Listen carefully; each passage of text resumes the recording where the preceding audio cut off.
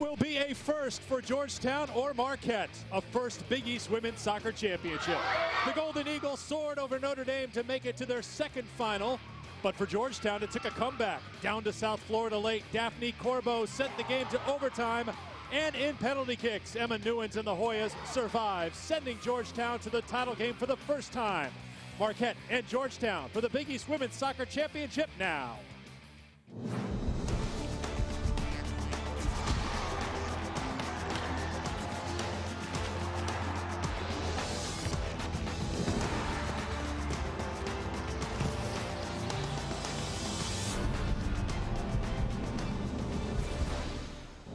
Just a short trip to downtown Hartford, Connecticut's state capital. We're in East Hartford, Connecticut at Rentschler Field, the site of the 2012 Big East Women's Soccer Championship. It will be Georgetown and Marquette for the title. These two teams winning in Friday's semifinal round. Marquette with a victory over Notre Dame. Georgetown needed penalty kicks to knock off South Florida. Great to have you with us, everybody. Alongside Shep Messing, I am Eric Freed, and these two teams very impressive in the semifinal round, and certainly they deserve to be here playing for the championship today. When you have lineups, the visiting team will be Marquette. 15 wins on the season, anchored in goal by a freshman, Amanda Engel, who was third team Big East this season. Very veteran group for this Marquette squad. Georgetown is a team that's anchored by a freshman in goal, Emma Newens, who is second team All Big East. Two of the top defenses, the top two offensive teams in the Big East this year, meeting today for the Big East Women's Soccer Championship. Beautiful day here in East Hartford, sunshine. It is breezy. Temperature at game time at 48 degrees. Marquette in blue, Georgetown in white, and we are underway here on the natural grass surface at Rentschler Field. Marquette is a team that came out and established possession in the very early going in their win against Notre Dame. Shep really controlled the tempo, dictated the pace of play, and ended up with a 1-0 victory.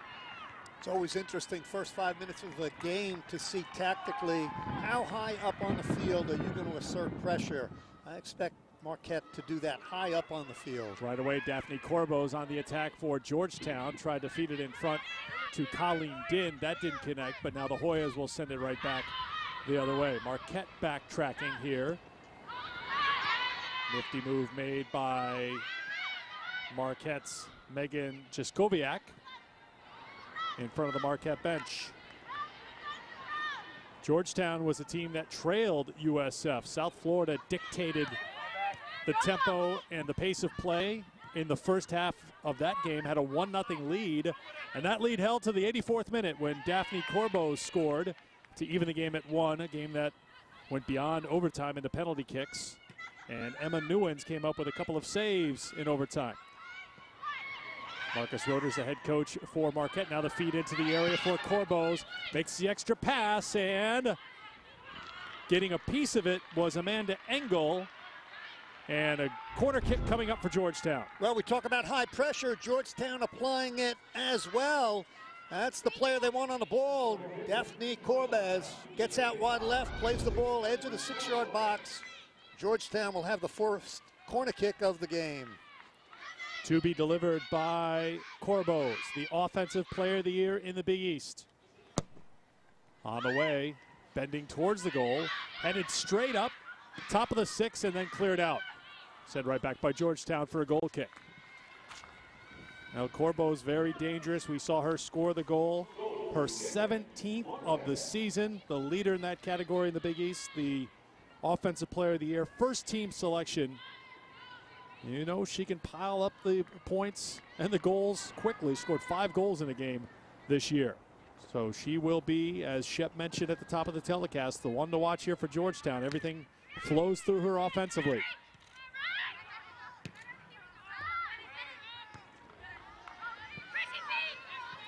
Second time that Marquette has played in the Big East Championship game. It's the first championship game appearance for a Georgetown team. Caitlin Bren takes a tumble. Marquette back the other way. Vanessa Cordisco. Here comes Marquette, and down to the deck goes Megan Kelly, who set up the goal scored by Allie Miller in the semifinal round.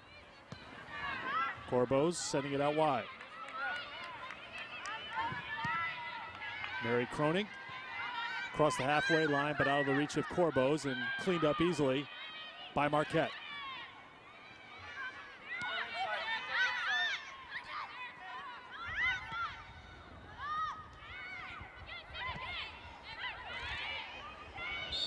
Madigan battling for the ball, and the foul called against Georgetown, and Marquette will head back the other way. Noelle Cotterill is our referee, assisted by Boris Senik and Bruno Muzo.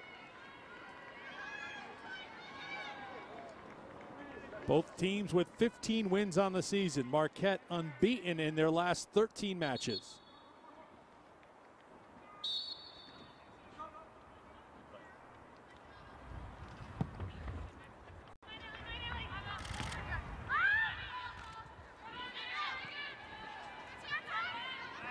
Ball bounces towards Christine Otusa, who also was given an assist on the goal scored by Corbo's that tied things up against the Bulls.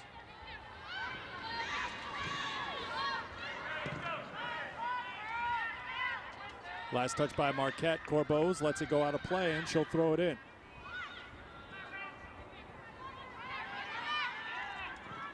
Kronig plays it up the line, taken away by Marquette.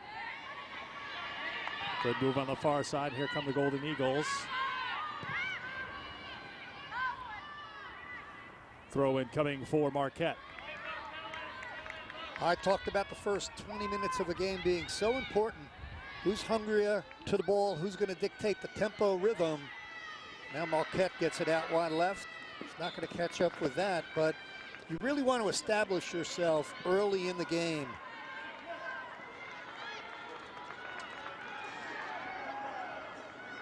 Throw in for Georgetown. Now Marquette #1 in the league in scoring offense. Georgetown #2, but it's the defense really when you look at these two teams, some of the impressive numbers. Georgetown #1, they also had 13 shutouts. Marquette #2 in the Big East, but they had 14 shutouts. Flag is up for offside. Offside, Georgetown. There you see the head coach for the Georgetown Hoyas, the 2012 Big East Coach of the Year.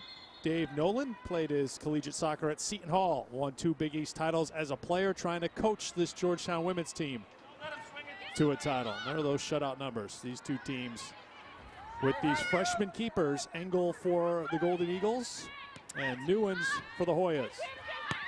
Very impressive on the defensive end this season. It seemed like Marquette, outstanding team defense, Shep, but watching the game on Friday, they dominated possession. And they held the ball for long stretches of time against that Notre Dame squad. Both these teams play a similar style, and we did see from Marquette great fluidity in terms of getting 5, 6 players engaged in the attack. Now Marquette trying to develop the attack a little bit here.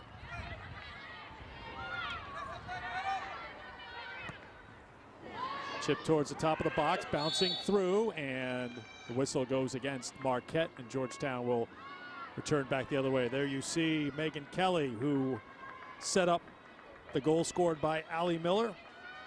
Megan, first team All Big East for the 2nd consecutive year out of Kansas City.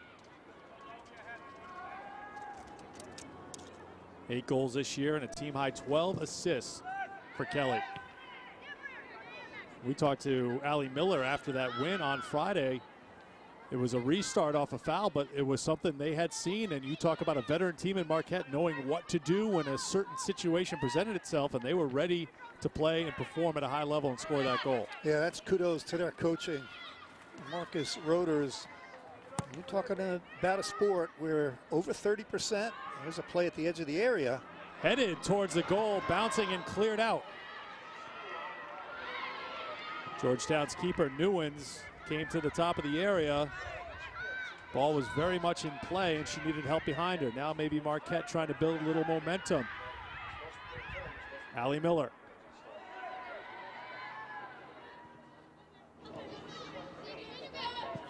Played for Hishma.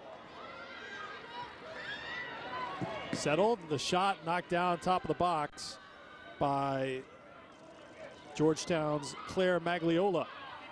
And now the Hoyas on the run on the near side. Colleen Din.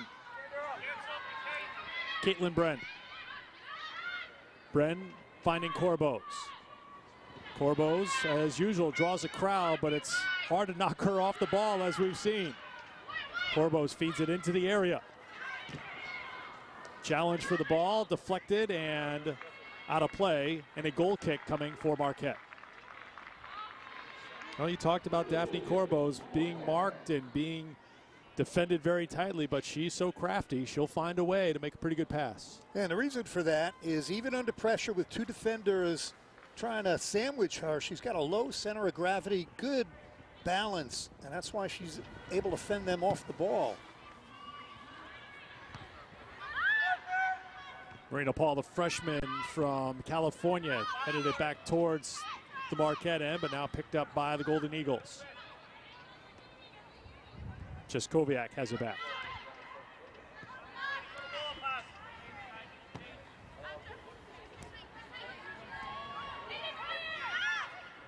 Cheskowiak will try the middle of the field, sending it up to Megan Kelly. Kelly has it knocked off of her feet. She comes back to challenge, but Georgetown with it. Alexis St. Martin. Throw in Georgetown.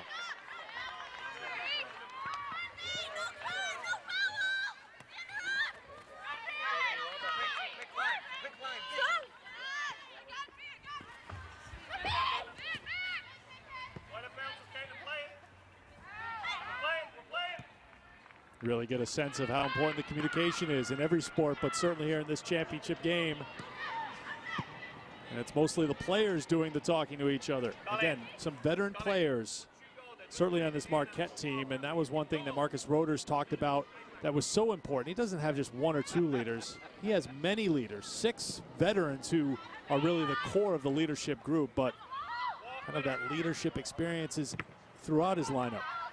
And Marcus Roders has developed a system, the way this Marquette team plays.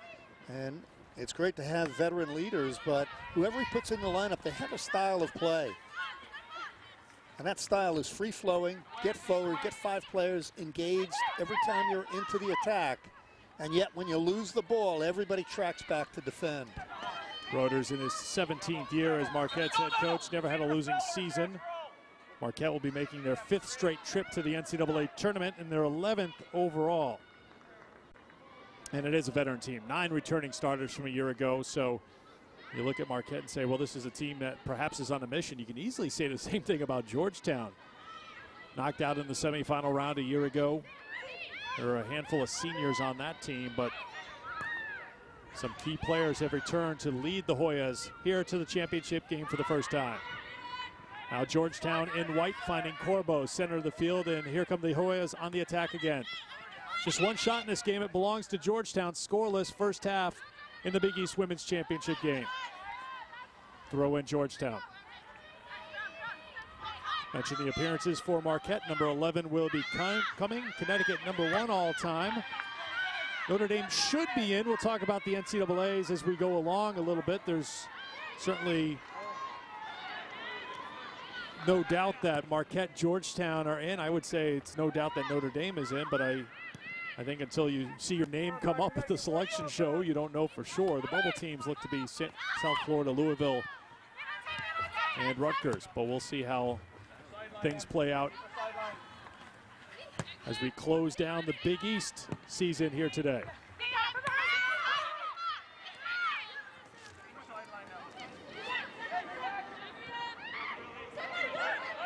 Magolt Cordisco crosses top of the box. Kelly tries to settle it.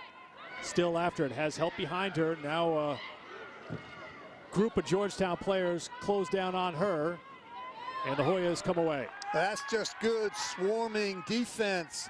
One little extra touch of the ball, and Georgetown closed down the opportunity. Now they're trying to get something in transition. Marquette turning back the other way. Emily Jacobson, the junior, controls it. Set up the far sideline, and one-on-one battle. Megan Kelly running after it, and Georgetown will give up the throw-in.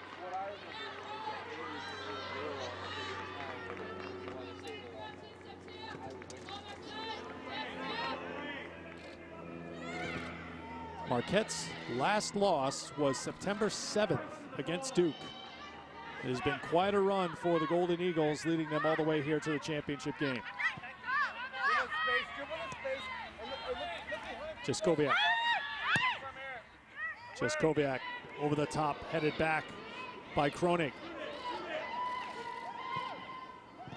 Marquette looking for a bounce at the top of the area, not getting it, in Georgetown comes away. Colleen Din. Touched over to Corbos. Corbos one-on-one for the moment. Tries to return it to Din.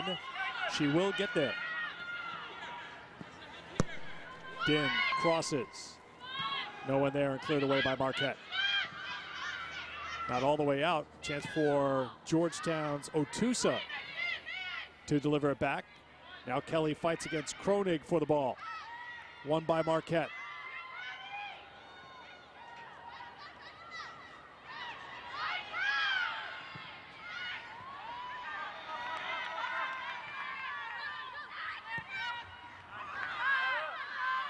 No one there for the Golden Eagles, and Emma Newens will track it down.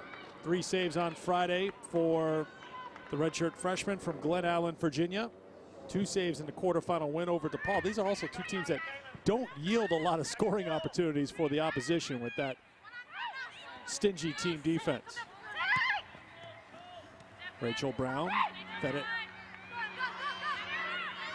Taylor Madigan. Legal Cordisco trying to track it down for Marquette, cannot, and it's Colleen Din for Georgetown. Turned back over to Marquette.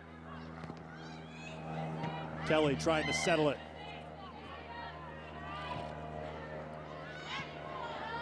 Cleared to Corbos.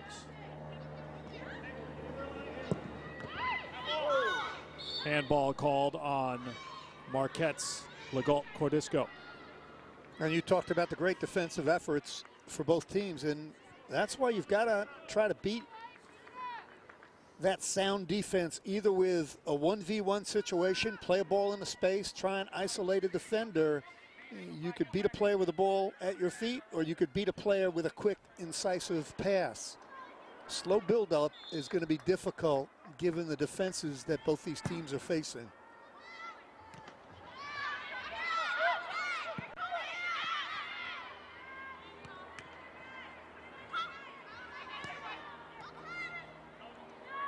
Corbos touched over to Marina Paul. Nothing doing there, headed back out. Marquette has it. Golden Eagles on the run, trying to attack here in a scoreless first half. Madigan. Take it away, up for Corbos. Georgetown on the counter now. Corbos not much help at the moment.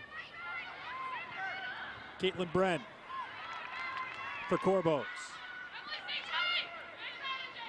Corbos draws a second defender. Turns it back out wide for Sarah Adams. Adams trying to turn. Taken away by Marquette. Good defensive play. And Marquette will clear it out. Now a little room here, perhaps for the Golden Eagles to get something going with the playmaker, Megan Kelly. Legal Cordisco for Marquette. Kelly plays it back to Jaskowiak.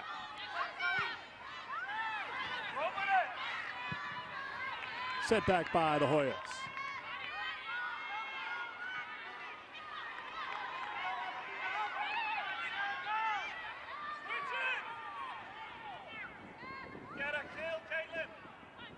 Daphne Corbos. Trying to work a give and go perhaps with Bren, and Marquette snuffed that out, and the Golden Eagles have it.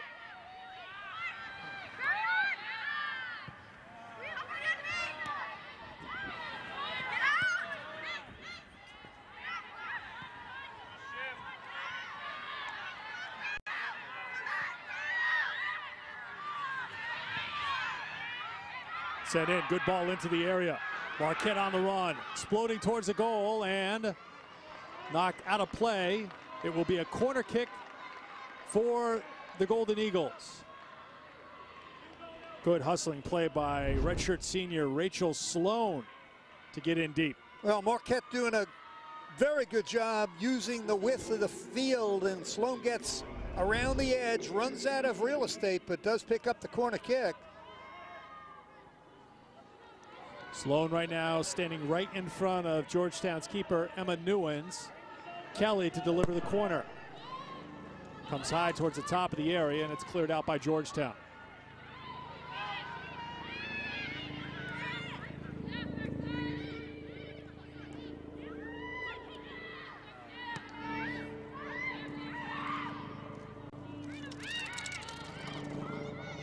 Sloan. Chipped in the area, headed straight up and out. Got onto the head of Lisa Philbin, senior from Lansdale, Pennsylvania. It'll be a goal kick for Georgetown. Now, the last 5 minutes of the game have been better for Marquette. That last ball played in, Lisa Philbin really just wanted to graze that ball with her head, got too much on it. Throw in Georgetown.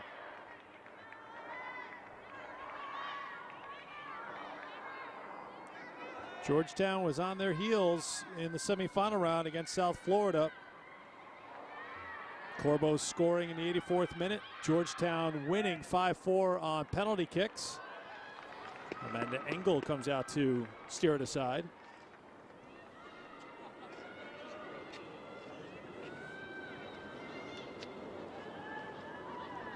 Looking for Corbos. Defended by Philbin. Corbo's running out of space. Philbin still there.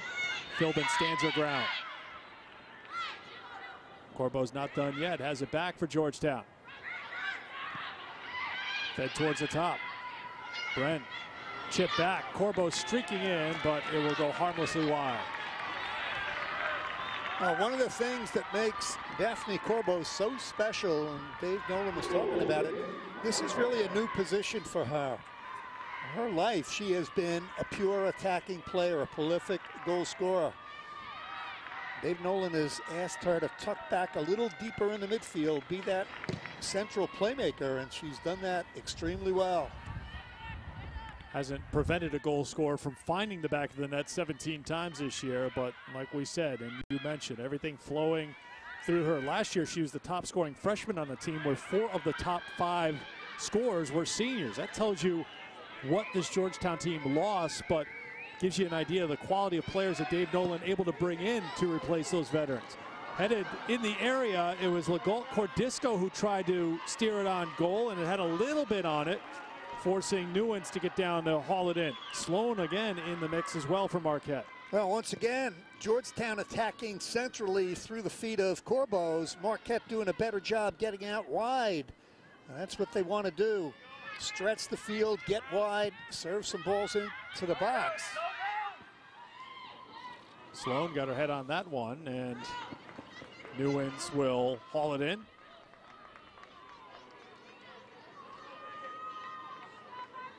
Well, both teams have gotten those scoring threats a little deeper here over the last few minutes. Allie Miller taken by Marina Paul for Georgetown. Stolen by Marquette. Jaskowiak read it. Legault Cordisco. Again, they try to send it out wide, but a little bit too much on that pass. And a throw-in coming for Georgetown. We will have a mid-half timeout in each half of this game, and we have reached that timeout right here in the first half.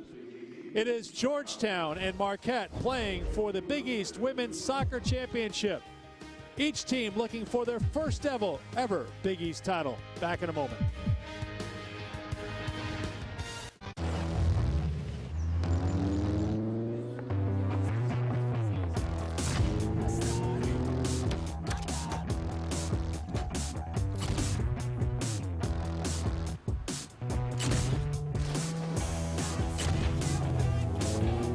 Someday, your life will flash before your eyes. make it worth watching. The new 2013 Lexus LS, an entirely new pursuit. Now playing on DirecTV Cinema. My name is Marty Huggins. I'm running for Congress. Huh? Does this mean we got a campaign? Push it. Push it. Push it. Push it real good. What do you got there? Is that a crossbow? Ah! Ho! Black Hawk down! Got some babies to kiss. Stop it! That's my baby to kiss. He just punched a baby. The campaign. I've never seen a baby take a punch like that. Movies start at Channel 125. Get NBA League Pass right now from DirecTV and don't miss a minute of live NBA action. NBA League Pass delivers games on TV, online, and mobile. That's right, you get the games on all platforms. Watch live action wherever you are and see the big names who made big moves in the offseason. Get NBA League Pass now for only 4 payments of $47.99 each. To order, call 1-800-GET-SPORTS or visit directv.com/NBA. Welcome back to the Big East Women's Soccer Championship game. Great season for Georgetown, National Division #1 seed, and led by the Offensive Player of the Year, Daphne Corbos. 17 goals, 41 points to lead Big East players in those categories. And also on the field today, it's Allie Miller, the Defensive Player of the Year in the Big East, who contributed to the scoring in the semifinal win, scoring the goal for Marquette. Back in play here with Marquette in blue with the ball, scoreless first half at Rentschler Field, East Hartford, Connecticut. If you weren't with us on Friday, this tournament was supposed to take place on the campus of the University of Connecticut, but because of what has happened here in the tri-state area with Hurricane Sandy and the aftermath and so many power outages, they were having some power issues on the UConn campus that made hosting the tournament at UConn a challenge. So the Big East staff, people here at Rentschler Field, need to be commended for pulling things together at the last minute, moving the tournament here to Rentschler Field, which hosted the U.S. women's national team last week. So no stranger to high caliber soccer here on this field, but when it all comes together a day or two before the tournament starts, that's a challenge. But everybody raving about the work that's been done and getting the tournament ready here in East Hartford as Marquette on the move here in the first half. Cross to the middle, all the way through, great chance, denied! What a save! Newens had a piece of it, the ball was still free. How it did not end up in the back of the net, I have no idea, and that's the beauty of replay. Shep. Well, I have an idea. It's good goalkeeping. Emma Newens, we talked about Marquette getting wide, plays that ball over, gets to the far post, and there's Newens, comes out and closes it down. I think Mary Croning got a piece of that ball too. Watch Croning, number 21. She comes out there with her goalkeeper, Emma Newens. They prevent that ball from going in. Kudos to Croning. And Newens and Georgetown swarming and defending at the last second there, where Marquette had a golden opportunity to get on the scoreboard, but we are still scoreless.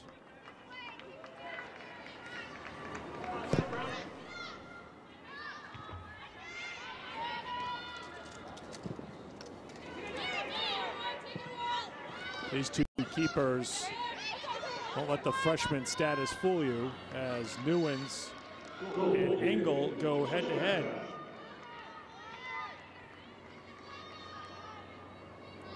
Engel leading the conference in goals against average at .48. Newens second in goals against average at .54. Both members, of course, of the all-rookie team. Engel third team all-Big East selection. Newens second team.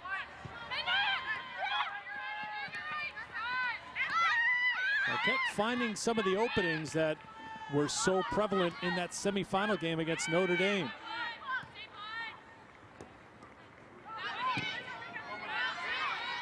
Taken back by Georgetown, and here come the Hoyas. Inside of 20 minutes to play in the first half in the Big East Championship game. Corbos. Played for Croning.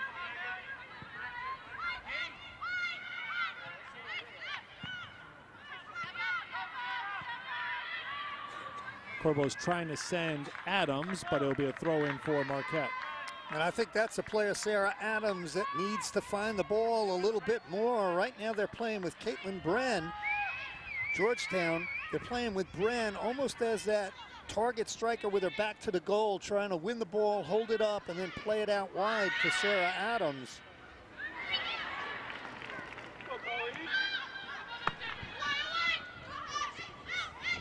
Chip wide by Din to Adams. And deflected by Marquette, so it'll be a corner kick here for Georgetown. Corbos will jog over to the flag and take the kick here for the Hoyas.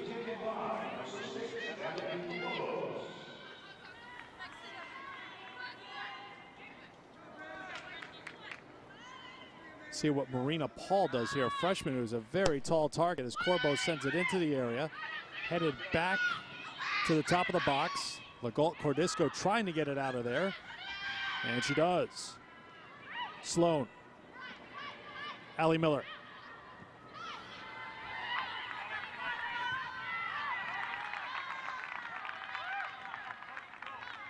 Throw in for the Golden Eagles.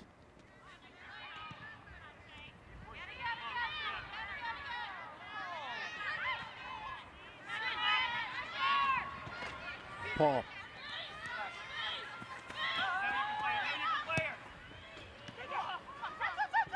Ball will spin back, controlled there by Caitlin Bren. Bren running after it, but Marquette sends it back deep. Newens waits for it. She's made 2 saves here in the first half. No saves registered yet for Amanda Engel on the other end. Scoreless between Marquette in blue and Georgetown in white. Christina Otusa, player who Dave Nolan targeted as someone who probably doesn't get the attention she deserves, but does so many things well for this Georgetown team. Senior from Newport Beach, California.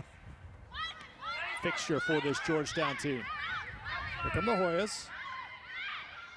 Din taking it in deep, crossing it, and covering it up is Amanda Engel. Engel from Centennial, Colorado. Hasn't been very busy here in the Big East Championship. She had 2 saves in the semifinal, didn't have a save, didn't need to make a save in the quarterfinal win. Well, that last play, Din getting out wide left, just drilled that ball towards goal. Easy save for Amanda Engel, and it's good for a goalkeeper just to get a touch on the ball, to make a simple save to get yourself in the game. Emily Jacobson takes it back for Marquette. Here's Kelly. Kelly gives it a go from long distance. Goal kick coming for Georgetown, but first the substitution. Mary Luba, who played quite a few minutes in the semifinal win for Marquette. She comes off the bench for the Golden Eagles. Legault Cordisco will get a rest.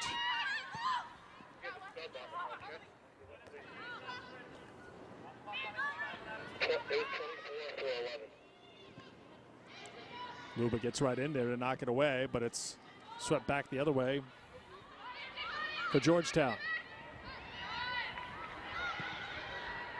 Marquette turns for Luba. Luba's pass intended for Megan Kelly. Couldn't connect.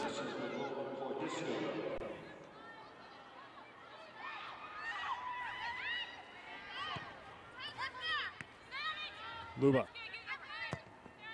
Luba sends it in the middle. Marina Paul knocked it away. Chip back by Kelly. Kelly gets tangled up. They play on.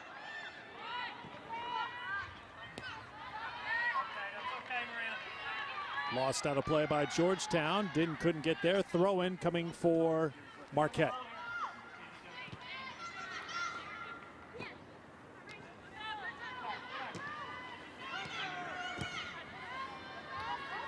Throw in for Georgetown. Best scoring opportunity of this game came from Marquette just a few moments ago. We're still scoreless. 14.5 minutes to play in the first half.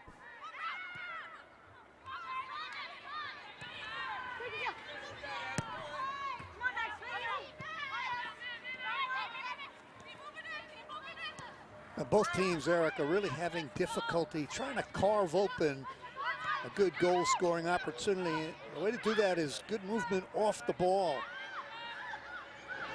Kelly defended by Emily Menges. Kelly turns back towards the middle, perhaps trying to draw a call. Nothing happening there. And they play on. Sent right back by Marquette for a goal kick for Georgetown.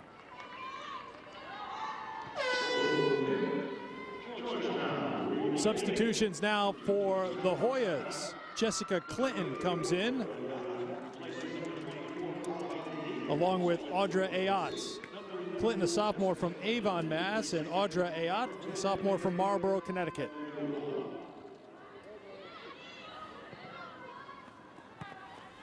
Ayotte trying to track it down, could not. Throw in for Luba and Marquette.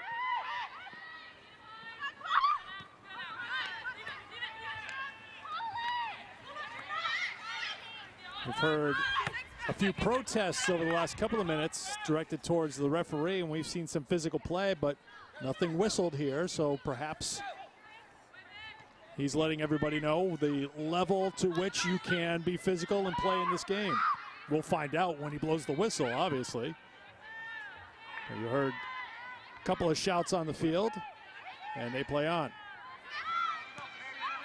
Skoviak for Luba. There's a little space, chip it towards the penalty dot, headed straight down, bouncing around, swept aside by Georgetown, and they'll gladly take a goal kick after that exchange. Well, again, Marquette doing a much better job of circulating the ball, pushing it out wide, then trying to send some good service into the area.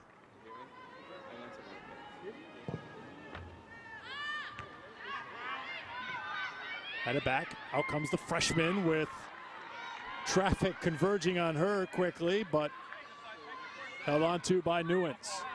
Quickly restarted the other way. Here comes Ayotte. Ayotte tried to give it to Bren, taken back by Marquette.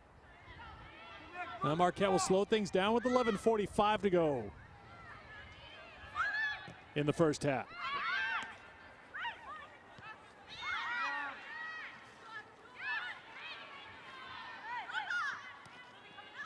Luba.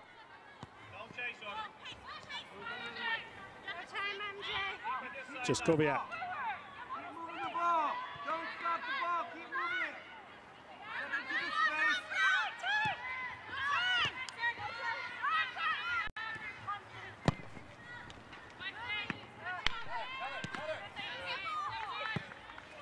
Sent back towards the Marquette bench.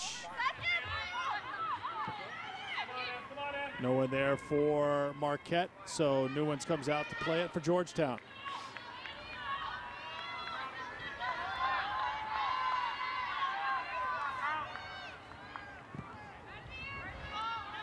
Only losses for Georgetown this year at Stanford and at Villanova. Villanova lost, of course, their only blemish in Big East play. Substitution for Marquette as Ashley Stemler comes in. Here's the breakdown. You can see we talked about losing that senior scoring from last year's team that made it to the semifinal round of the Big East Championship. But Dave Nolan has found some pretty talented young players to plug right in, led by the shirt freshman in goal, Emma Newens.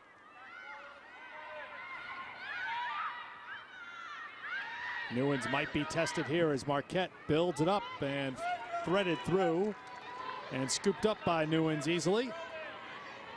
She'll send it back the other way. Now with 10 minutes to play in the first half.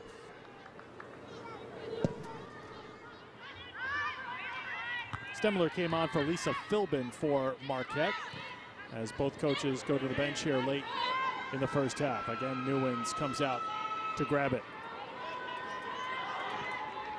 Newens is a freshman in name only, played all but 26 minutes for Georgetown this season.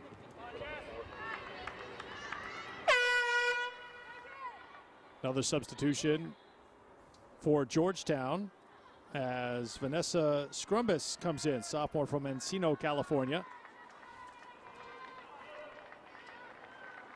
Caitlin Bren will come to the sideline. Number 13, Vanessa Scrumbus, replacing number 4, Caitlin Brett.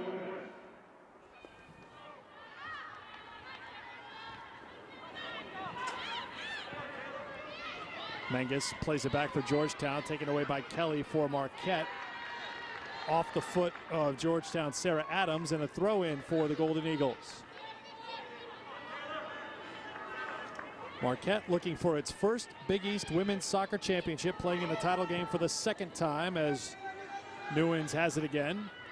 Georgetown has never played in a championship game until today.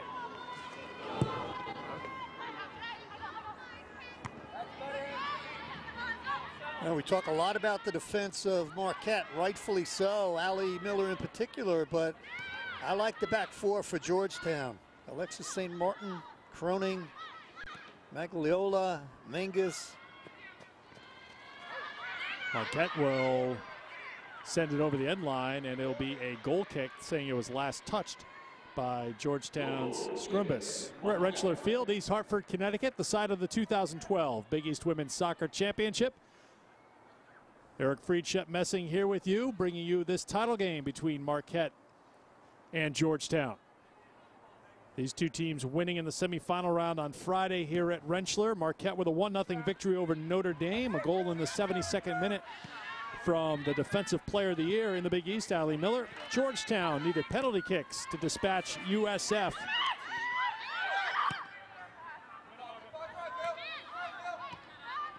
Georgetown in white, Marquette in blue. Corbos out there now, and Georgetown with a couple numbers here if they can get it going with Scrumbus. Fighting for the ball, she'll get there first. Corbos is trailing the play here at the moment. Scrumbus sends it into the area. Turning is Clinton. Played back, don't know if it's gonna have enough to make it over the line, and it's kept in anyways by Marquette and set deep down the field, now over for a throw-in.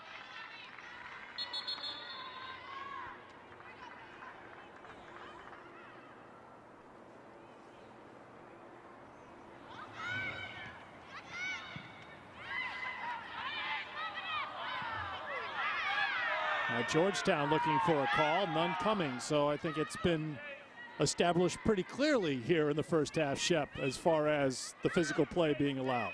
As long as it's consistent, the players have no problem with it, and so far it has been.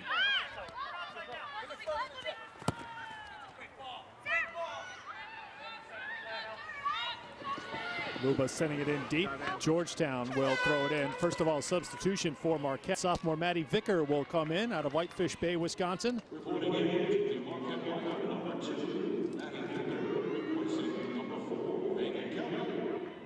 Megan Kelly will come out for Marquette. Off the restart, Georgetown takes it away from the Golden Eagles, but right back comes Marquette. Another throw-in coming as it's knocked out of play by Cronin. Luba with the throw-in for Vicker. Vicker thought she was returning it to Luba. Instead, Luba had made a move towards the center of the field, and a throw-in now for Georgetown.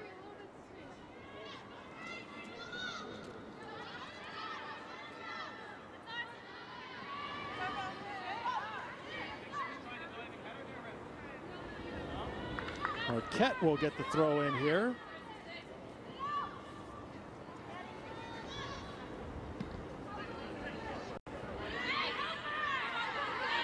Ayat trying to get to the ball. She was held by Vicker. There's the whistle there.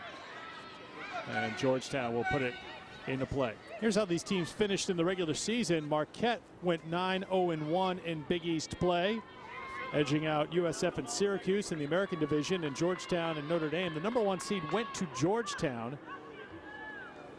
as the Hoyas, Irish, and Louisville went 1-2-3.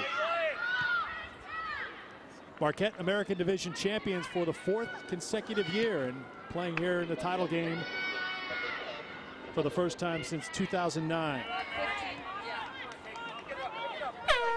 In that title game back in 2009, it was played here in the Constitution State. Marquette lost to Notre Dame on the UConn campus. Here they are playing in Connecticut, playing for a championship again.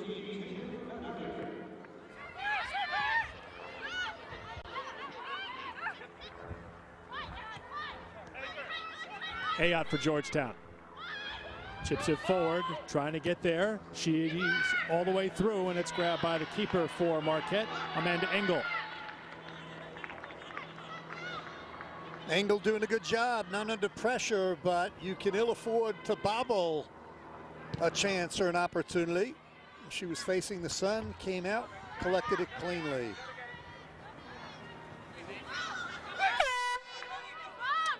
And you can tell on the field the shadows where the sun is, as another substitution here for Marquette.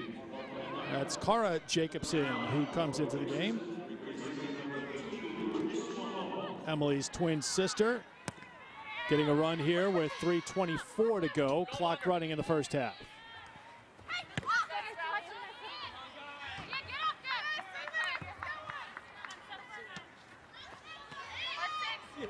Throw in here for Georgetown's Mary Kronig.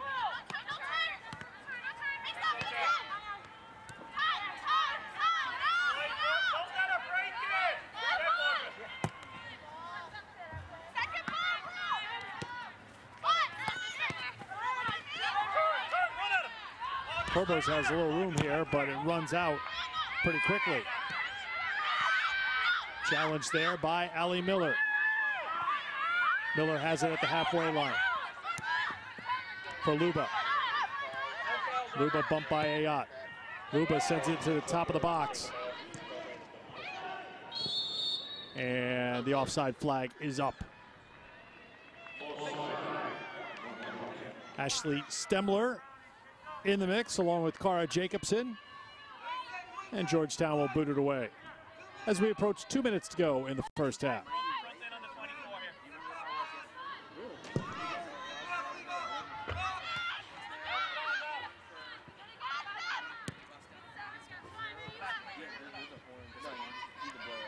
Two minutes exactly left to go in the first half. Be sure to stay with us at halftime. We'll have a conversation with Big East Commissioner Mike Oresco, who's here in East Hartford with us today. We'll take you around the Big East for the other fall championship stories and what's happening in cross country and volleyball and field hockey and men's soccer. And we'll take a look back at the highlights from the first half and the numbers. That's all coming up at halftime here from East Hartford.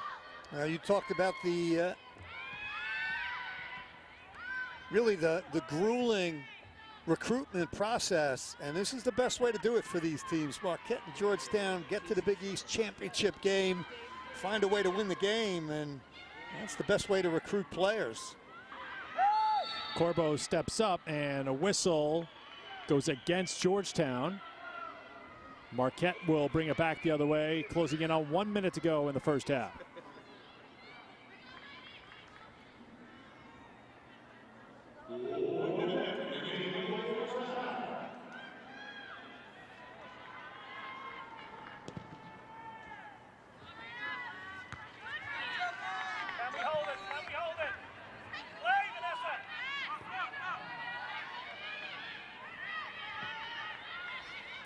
Kept in by the Golden Eagles. Now sent out of play by Marquette. Throw in for Georgetown now with 30 seconds left in the first half. That ball still in play. Not anymore. There's another throw in coming for Georgetown. Trying to see if they can make something happen here in the final seconds of the first half as Corbos throws it in. Knocked away by Marquette, taken back away by Georgetown. Strong defensive play by Otusa. Final seconds of the half will tick off harmlessly. Thoughts on the first half, Shep? I think we talked about it before the game. Two very evenly matched teams.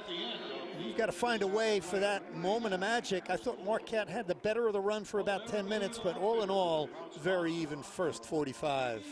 These two teams, each with 15 wins on the season, meeting here in the championship game. The winner will be crowned Big East champion for the first time in their school's history. So we are scoreless at the end of the first half.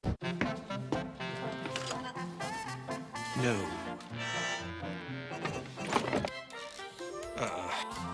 Nope. Ooh.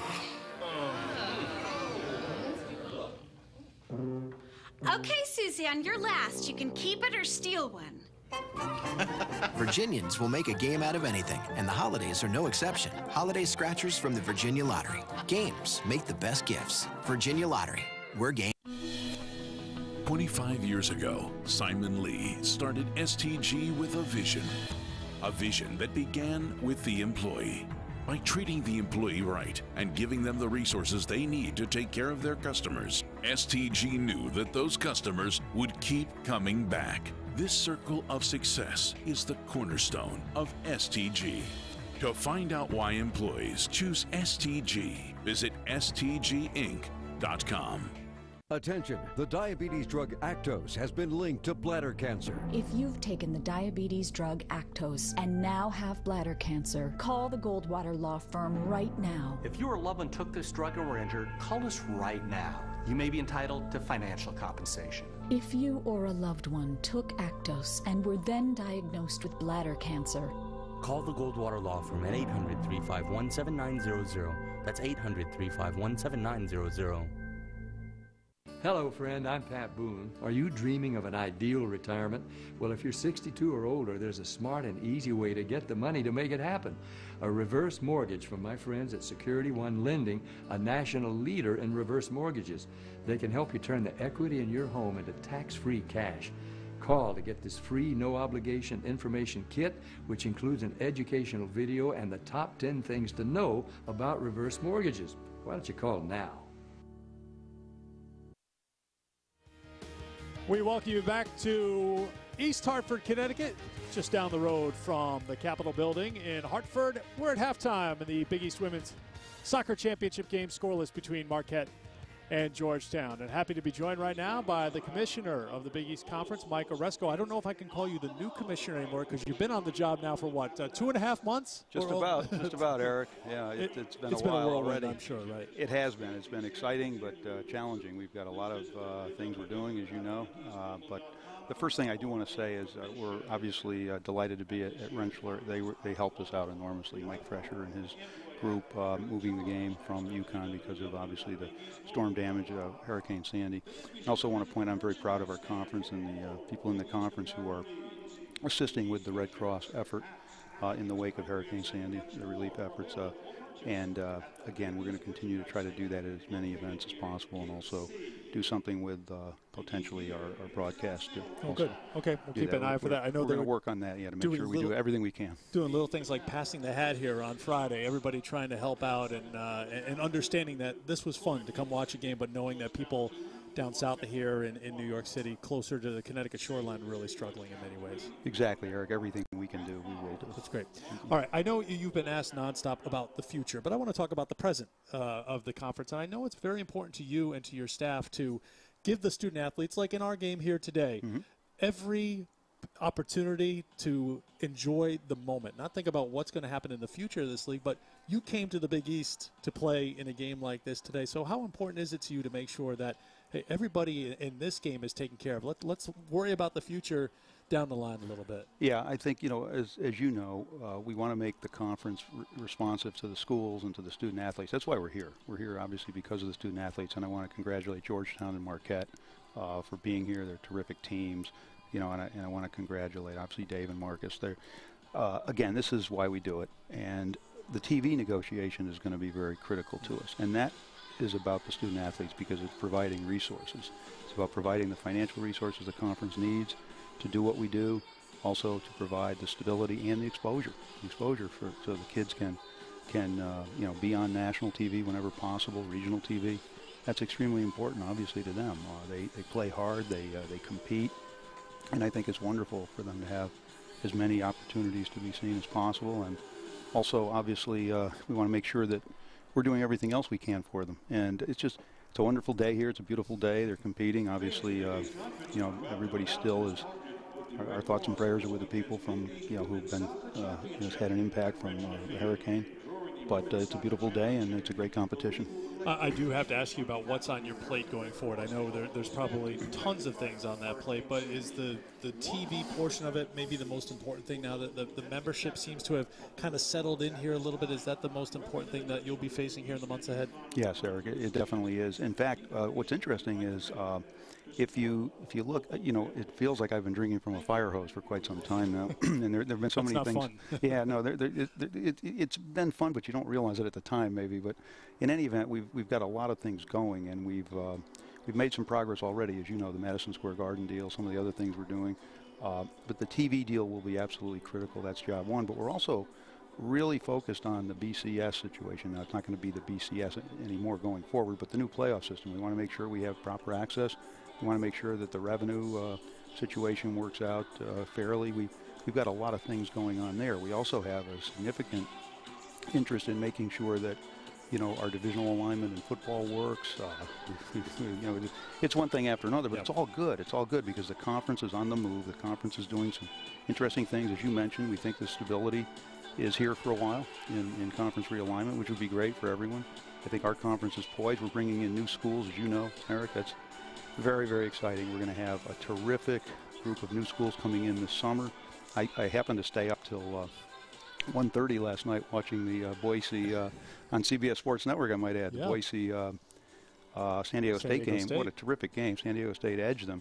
Two really good teams, and both are coming into the Big East next year. And that's exactly what we're excited about, and we're looking forward to it. And in some ways, taking it back to today, you must be thrilled to take in a championship game and knowing that you're going to hand the trophy over to a team here that's going to be thrilled and thrilled with where they are and what they've done all season long. I'm excited to be here. This is the best. These kids are the best we have to offer, and it's wonderful to be here, and I'm delighted to be handing out the trophy. Everything about it is wonderful. Mike, pleasure to have you with us. Best of luck drinking out of that fire hose. Yes, thank you. Forward here. Thank you. It goes down to a trickle here eventually. Well, it is the conference. It's a great conference. We've got a great tradition, and we're looking forward to the future.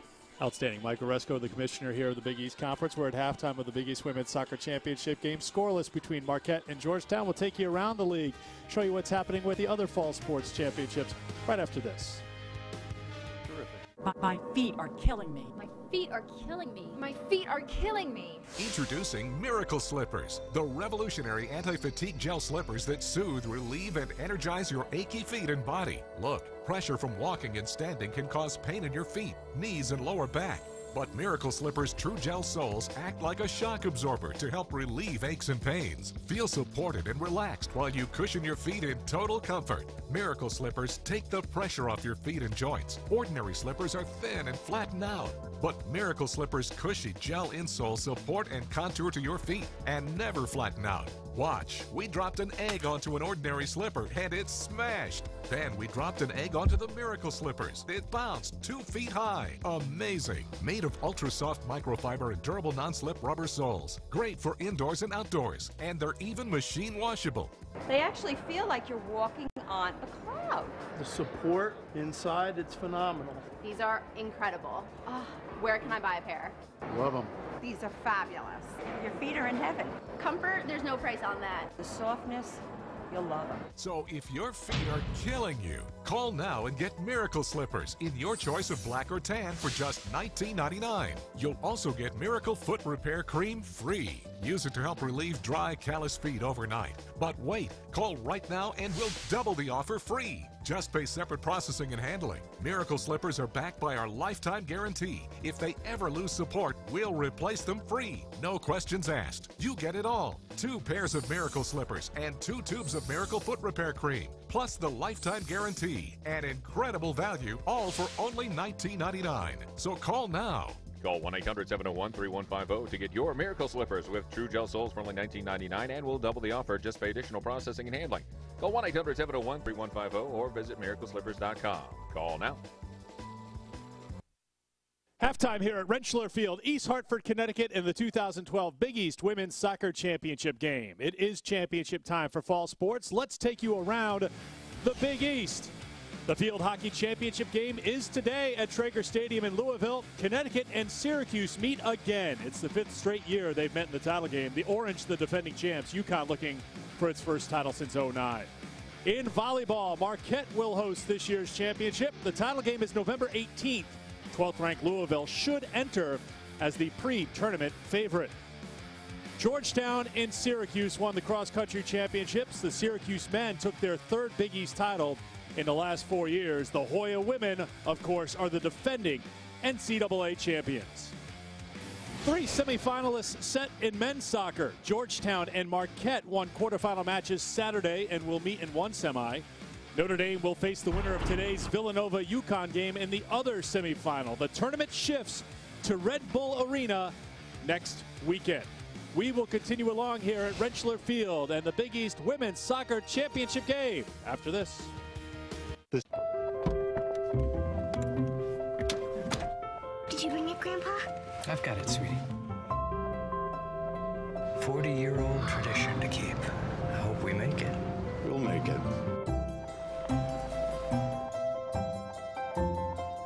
Winter is the season to bring family together. Visit the Infinity Limited Engagement Winter event for the best offers of the season, including an Infinity JX for $4.99 a month. Infinity, inspired performance. Now playing on DirecTV Cinema. Do you have any idea what you really are? Do you think what happened to you was an accident?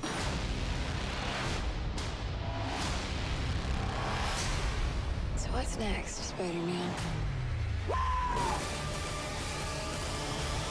The Amazing Spider-Man. Movies start at Channel 125. Dave owed back taxes. After being hit with a wage garnishment and a bank levy, Dave struggled with his finances. He thought all was lost. Then he found out about U.S. Tax Shield. If you have been threatened with a wage garnishment, bank levy, or tax lien, call 1-800-342-2506. Sandra and Victor owed an enormous amount of money to the IRS. U.S. Tax Shield was able to reduce their tax debt so that they were able to maintain their lifestyle. Owe $15,000 or more to the IRS or state? Call U.S. Tax Shield at 1-800-342-2506 right now. Welcome back to Rentschler Field, East Hartford, Connecticut. We're at halftime of the 2012 Big East Women's Soccer Championship. Eric Freed, Shep Messing, and our crew here on a blustery day in East Hartford, but sunny, no threat of rainy weather around here, which is a good thing after what's happened here in the past week in the tri-state region. All right, let's show you the first half highlights, Shep, as Marquette and Georgetown scoreless. I think Marquette had the better of the scoring opportunities in that first half, however. Well, it started out with the flow going to Georgetown, and who else? Daphne Corbose. She tries to find her teammate. Adams in the penalty area. Again, Corbose on the ball. Always attracts a double team, so she's got to try and release that ball earlier. Look at that cultured right foot. Tips it over. Another half of a goal-scoring opportunity. Everything running through Corbose. Marquette did have the opportunities, edge of the area. Emma Newens comes out. That ball eventually cleared by Mary Croning. I thought Croning had a very good first half. Again, it's Marquette trying to attack using the flanks. This, the best goal-scoring opportunity of the first half. That ball flies over to the far post, and again, it's Emma Newens and Mary Croning. They both come out, close it down, prevent the goal. Marcus Roders, the Marquette head coach, joining us down on the field. Marcus, when we talked to you before the game, you said you weren't going to change much. Why fix it if it's not broke? But what changes will you make here heading into the second half, if any, against Georgetown? Well, I think it's going to come down to, both teams are very good defensively, so neither team gives up a lot, and it's going to just come down to a really good play by, somebody combining. I think we can do a little bit more on the wing, I think. Might have to mix it up a little bit more. I think sometimes our possession was a little bit too one-sided, so we're looking forward to just make it a little bit more complete in the second half, and of course, somebody's got to score a goal, so just got to keep working on that. Yeah, coaches always talk about two kinds of players they want in the midfield, ball winners and playmakers. You have both, but again, you talked about the wing play. I thought that was good as well. Yeah, and that's got to be our focus here in the second half. So, I think it's been really entertaining. You got two great teams, so hopefully we can both step it up even more in the second half and just kind of keep going. Somebody will score a goal, and obviously we hope it's going to be us. We'll enjoy watching the second half. Thank you very much, Marcus. As Marquette and Georgetown by the numbers in the first half. Shots edge Marquette. Shots on goal edge for Marquette. Emma Newens came up with 3 saves in the first half. 1 save for Amanda Engel in the Marquette net. 4 fouls whistled against Marquette, and the second half is underway here at Rentschler Field. Marquette in blue with the ball. Georgetown in whites. We said it at the top of the telecast. Dave Nolan touched on it at halftime, and Marcus Roders alluded to it as well. These are the two best teams in the conference this year, and evenly matched in that first half, and perhaps Marquette had a couple of extra opportunities, but as long as Daphne Corbos is on the field, there are going to be chances for Georgetown. She was just challenged at the top of the box. Taken back by Marquette. It's Lisa Philbin. Philbin chipped forward, looking for the ball is Kronig. Shep just sang her praises a moment ago.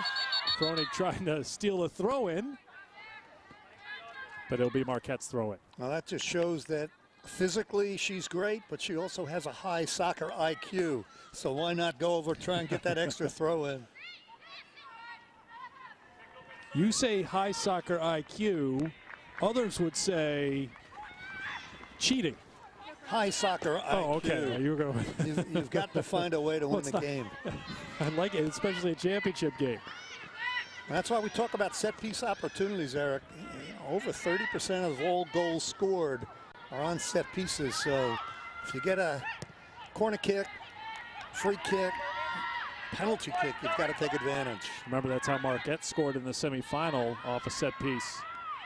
Restart just outside the penalty area. Allie Miller sending it out wide to Legault Cordisco. Rachel Brown. And a little bit too much goal kick coming for Georgetown. Well, the defense is something we knew would be paramount in this game. Georgetown with that great defense, just giving up 2 goals in conference play. And how about the conference confidence that Marquette has, including their quarterfinal and semifinal wins.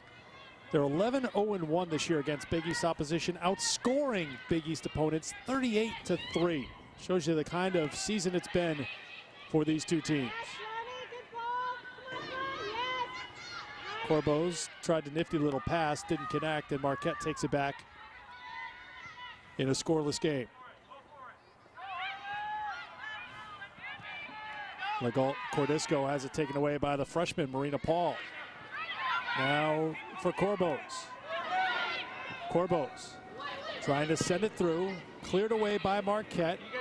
Not all the way out as Otusa turns. Kronig has it knocked away. Marquette takes it back, but Georgetown will give the throw in.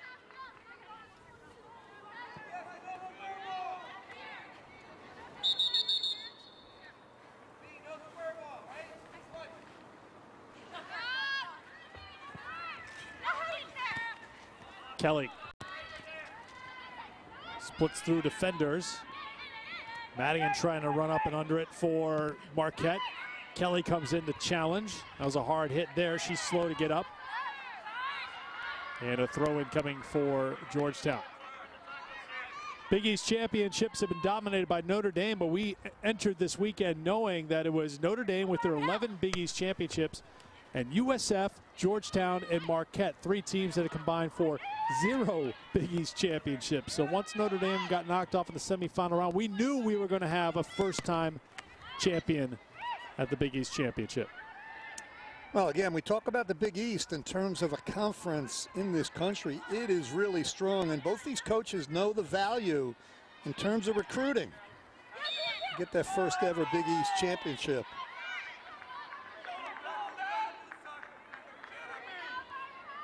Call goes against Georgetown, so Marquette will put it into play. We've played just about 5 minutes of the first half. Second half, I beg your pardon. After a scoreless first half, Dave Nolan, as you could hear, disagree with the call. Deep ball coming out and cleared aside by Georgetown as Newens came out. Kind of got caught in no man's land there, Shep, but once again she had help around her. Well, Marina Paul did a great job clearing that second ball out of the area. Marquette has had some success playing that long ball over the top. It's atypical for their style of play, Marquette, but you've got to vary things up. Throw in Georgetown.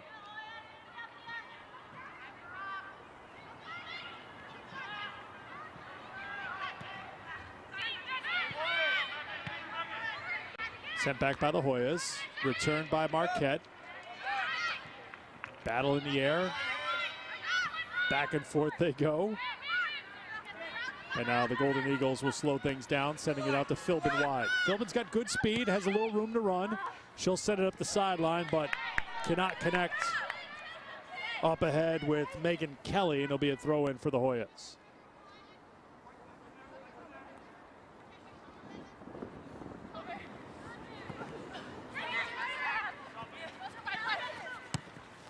Corbo's sending it in deep, trying to lead it for Sarah Adams. Adams won't get there in time, and there's plenty of time here for Marquette to clean it up. Caitlin Bren. Madigan has it for Marquette. To Kelly. Kelly probably wants that one back as she was trying to connect with Legault Cordisco. Corbos.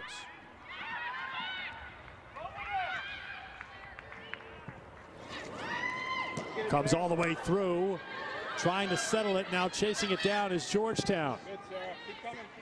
Ball is still in play, doesn't make it over the line. And now it's deflected off of Sarah Adams. Look for a brief second there that there was something brewing for Georgetown, but Marquette wouldn't allow it.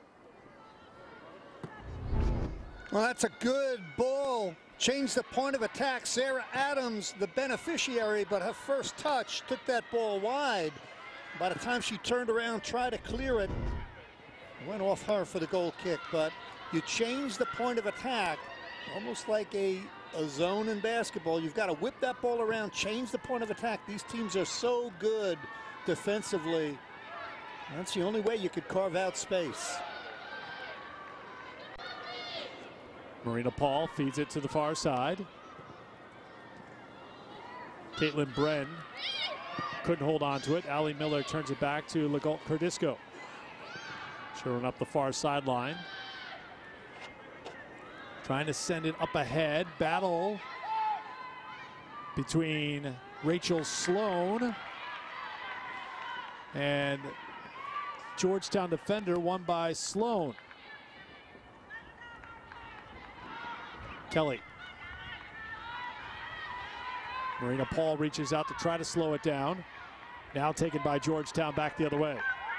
Colleen Din. Corbos trying to thread it through to Din. She does. Colleen Din with Allie Miller, the defender of the year there, watching her. Ball into the area, grabbed by Marquette, and the Golden Eagles don't allow Georgetown to get off a shot.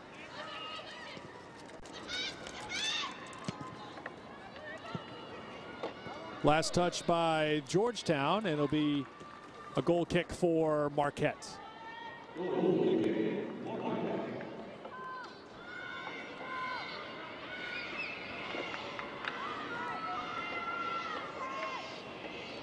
Marquette riding a 13-game unbeaten streak. Have not lost since September. Just the third meeting all time between these two programs. Last time they met was back in October of 2010. So it's been a while. They're meeting here in the championship game today. Whistle here as a couple of Marquette players go down, and it will go against Georgetown. Taylor Madigan doing a good job with the ball at her feet. She gets taken down, so the set piece.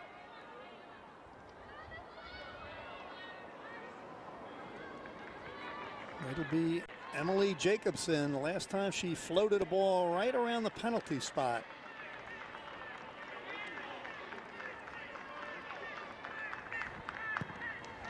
Sent towards the top of the box, makes it into the area. Cleared out by Georgetown, out towards midfield. Hishma. Sent back in by Marquette. Another ball over the top, trying to find Kelly. And that whistle stops play. Flag was up, and Georgetown will answer back the other way inside of 10 minutes, a little outside of 10 minutes gone by in the second half.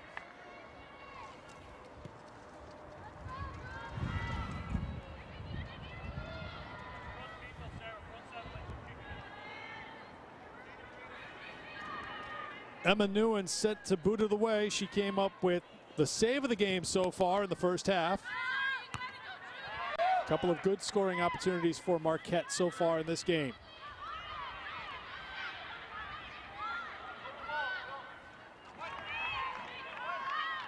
A room here for Georgetown.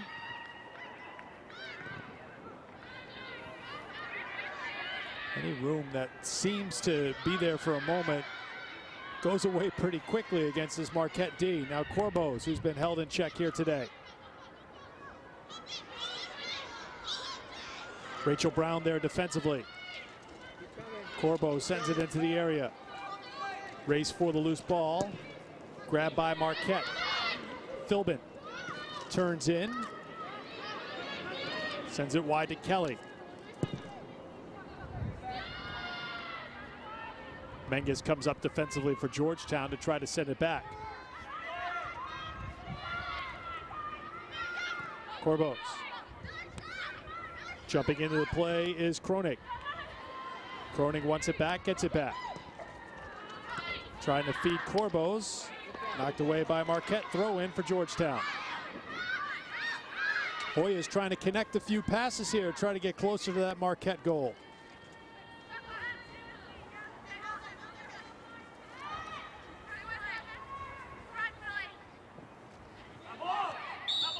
Handball called on Philbin for Marquette. 15 wins for Georgetown this season, 8 coming in Big East play. The 13 shutouts this season was second to Marquette's 14 shutouts. Dave Nolan has led this Georgetown team to its first ever appearance in the Big East championship game. Now Corbos looking up. Mary Kronig, she'll be one of the targets. The sun is in the eyes of Amanda Engel. Corbos delivers it, and it's grabbed by Engel. That's a ball that you need to put right at the edge of the 6-yard box. Anything inside is easy for Engel. You want to put that ball in a place where the goalkeeper's got to make a decision whether to come out or stay on her line.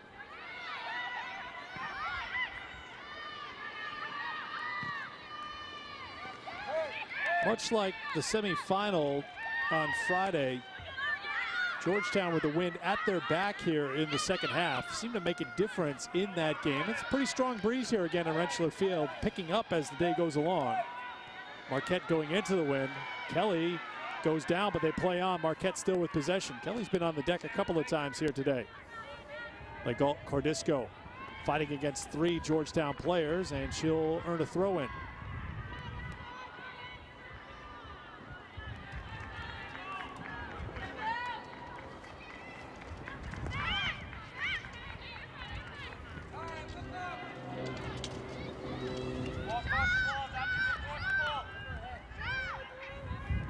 Hishma played back. Kelly touched it wide to Legault Cordisco. Tries to advance it to Sloan. Sloan trying to turn on Menges, outstanding defensive player. Emily Menges from Garden City, New York.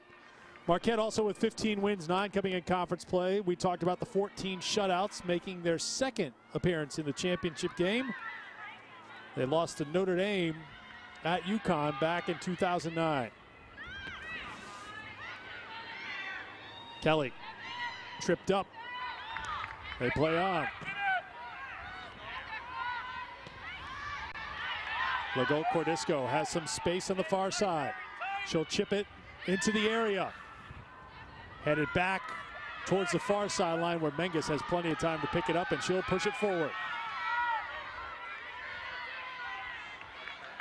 Up ahead to Caitlin Bren.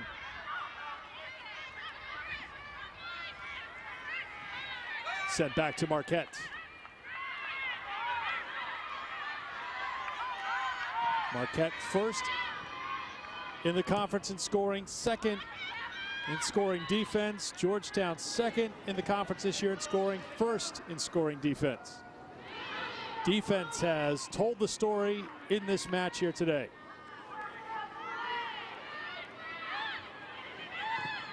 Still scoreless 60 minutes in.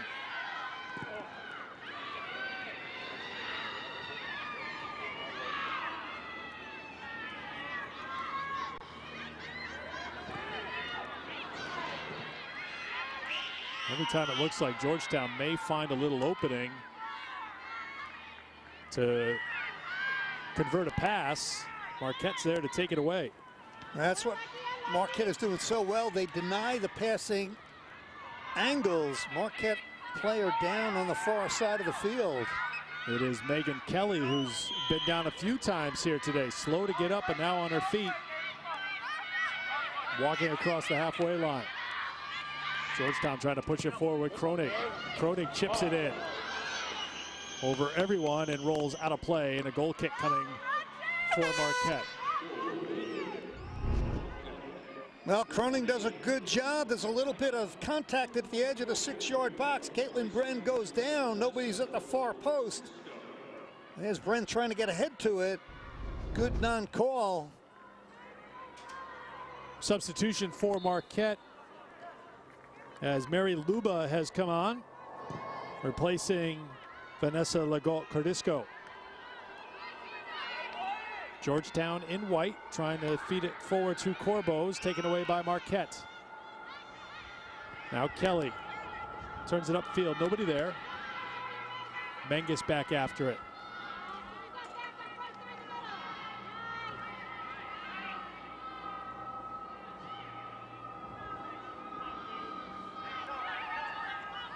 Corbos. Throw in for Marquette. This is a portion of the game that's getting a little bit sloppy. Too many unforced giveaways, and sometimes when it gets sloppy is when you get the goal and the opportunity. Kelly. Luba.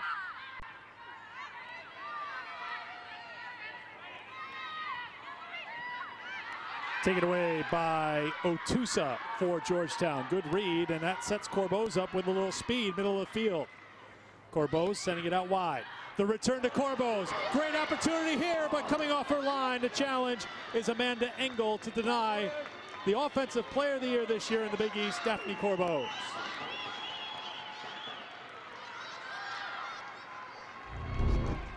Well, that's the breakout that you want to see. 2v1.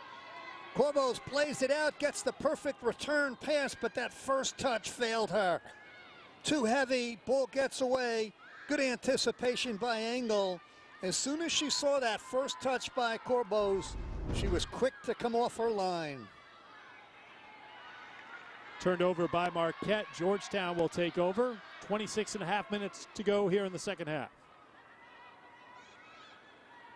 Another throw-in coming for Georgetown. Maybe that 2v1 breakout has energized the Hoyas here a little bit. Sensing that they can get something generated against this tough Marquette D.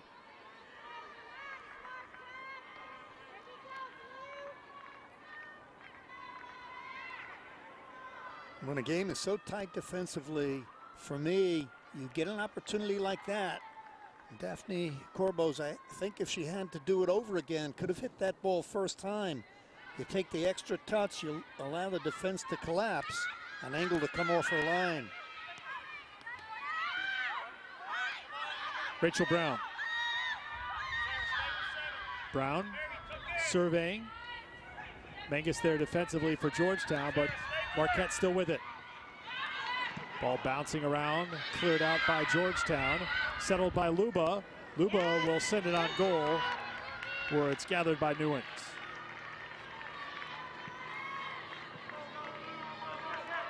Pressure getting dialed up here in the Big East Championship game. Scoreless in the second half between Marquette in blue and Georgetown in white. Kronig.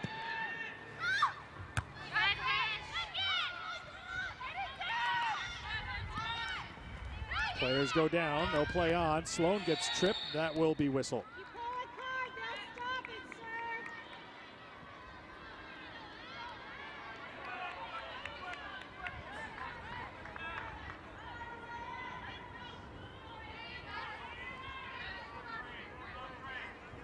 So a chance here for Marquette to restart things. They have Hishma and Jacobson talking. Jacobson set to put it back into play. Scoreless second half. Big East Women's Soccer Championship game. It's on the way and all the way through and gathered in by the freshman keeper for Georgetown, Emma Newens. Along with Shep Messing and our crew, Eric Freed here. East Hartford, Connecticut, Rentschler Field, and the 2012 Big East Women's Soccer Championship. Great to have you with us, as one of these two teams will become a first-time champion in women's soccer in the conference. Scoreless between the top two defensive teams this year in the Big East, each with 15 wins on the season. Last touch by Georgetown to be a throw-in for Marquette. Substitutions coming in, Shep.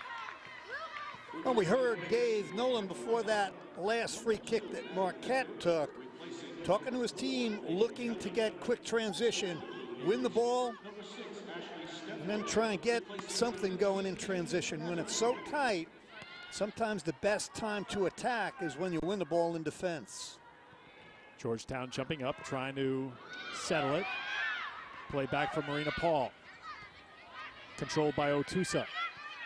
Now Krone. Looking for Corbos. Knocked away by Marquette's Allie Miller. Allie Miller is so good. She's a central defender, but she's been stepping up the entire game every time Daphne Corbos has the ball.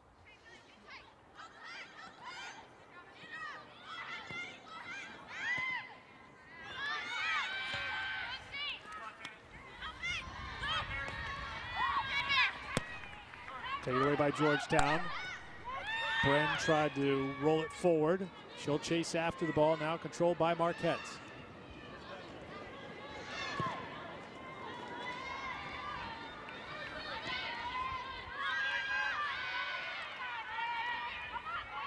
Menges has a deflected ball still in play.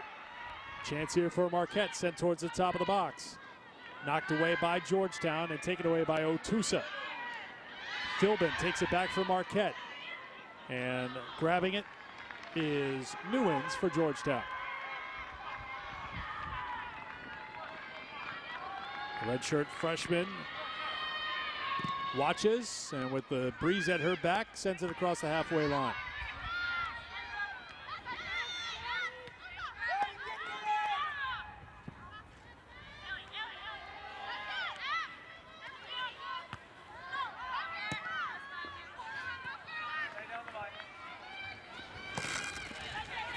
Lost out of play, throw in coming. That will get us to our second half media timeout. It comes with 21:34 to go in regulation play here in Connecticut, side of the Big East Women's Soccer Championship, scoreless.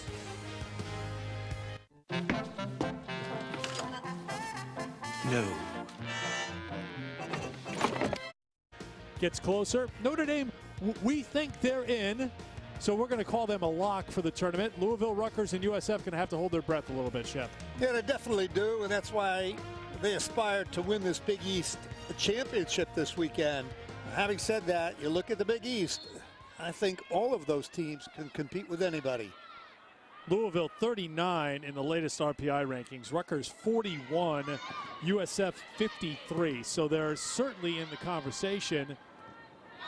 USF, I think, in the opinion of the people we talked to here at the tournament this week, it was thought that USF would have had to run the table here. However, they made it to the semifinal round, and depending on what happens in other conference tournaments and how the RPI shakes out, perhaps there'll be a spot for the Bulls. They were fun to watch, especially in that fun first half against this Georgetown team, losing in penalty kicks to the Hoyas. We're inside of 21 minutes to play here between Marquette and Georgetown.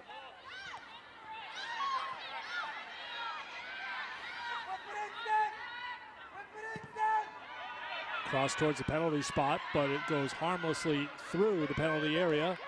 Grabbed on the other side by Georgetown.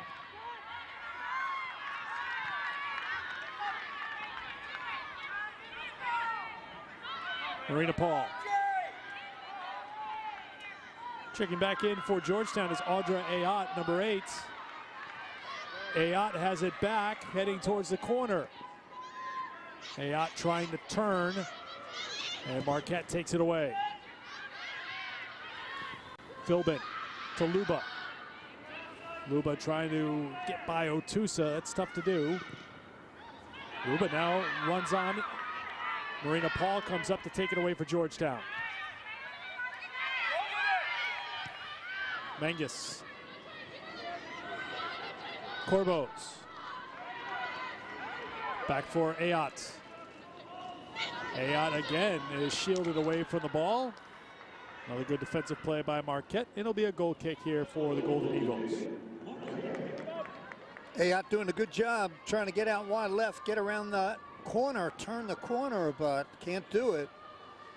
Now we come down to the critical time. One mistake, one magical moment can make you the champion.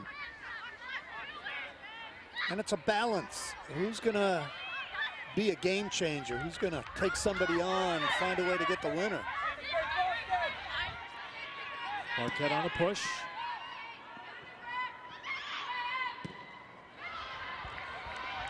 Throw in coming here for the Golden Eagles, but a substitution. First of all, for Marquette, Cara Jacobson comes in.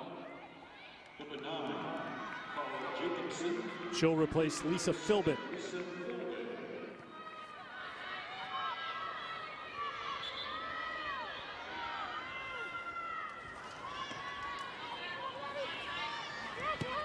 Into the corner.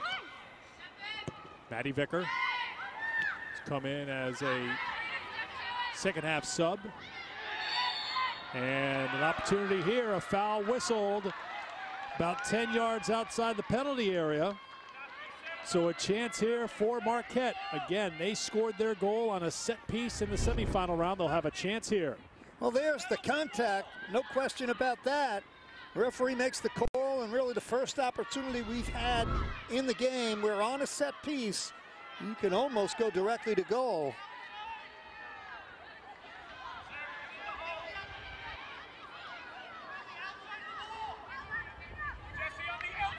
Goalkeeper is lining up that wall. Emma Newens putting her players to protect the near post. Her responsibility will be the far post.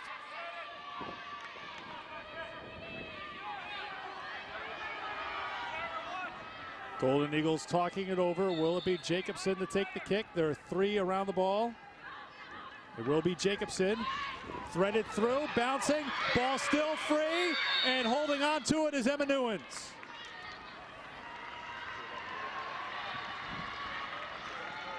Well, Newens has been a steely customer in that goal. Well, that little first touch tries to put the lad in position.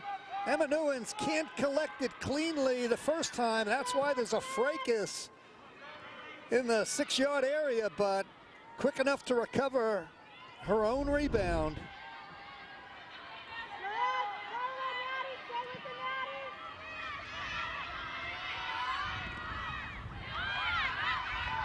Daphne Corbos turns to the left foot. Again, trying to lead it for Ayat. This is a good ball here and a good opportunity perhaps for Georgetown as Ayat sends it into the area. Ball spinning around, still free to be fought for. Clinton back into the game for Georgetown, had it for a moment. And again, it's Marquette that comes away with the ball and dodges a bullet again. Well, that's the talent of Corbos, though. That was the best entry pass of the game. Looked up, played that ball with the perfect weight behind the defender's back for Ayat to run onto it.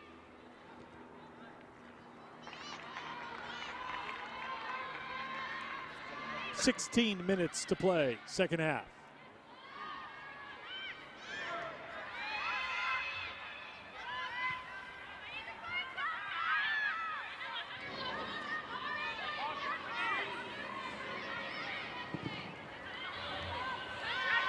Deep ball played by Menges.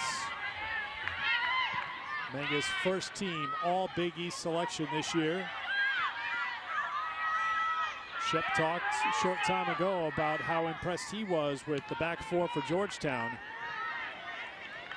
Even though there have been a couple of anxious moments in the penalty area, the Hoyas still have a 0 up on the board. Especially in the central part of the defense, I think Alexis St. Martin has been superb.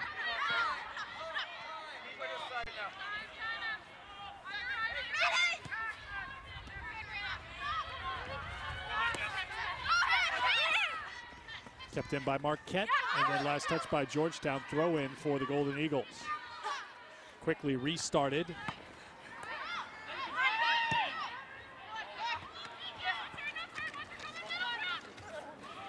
Trying to keep it in play was Jessica Clinton. She could not. They allowed a throw in to continue, even though Marquette snuck a few extra yards out of it.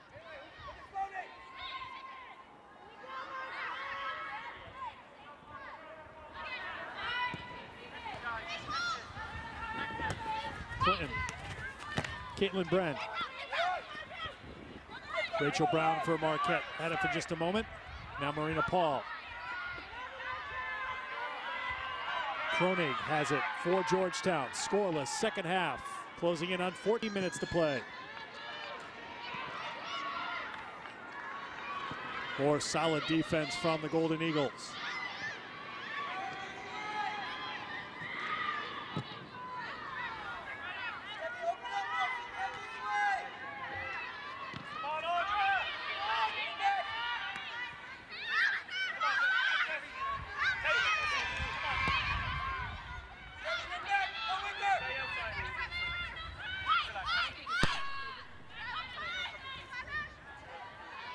Last touch by Marquette. Throw-in coming for Georgetown. Marquette has outshot the Hoyas 11-3 here this afternoon.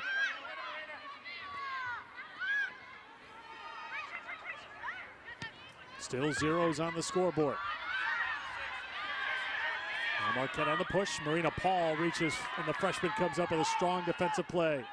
Up ahead to Caitlin Bren, who looks for some help. Sends it off to Jessica Clinton. Clinton with the defender on her back. Headed back, but not all the way out. Here's Marina Paul.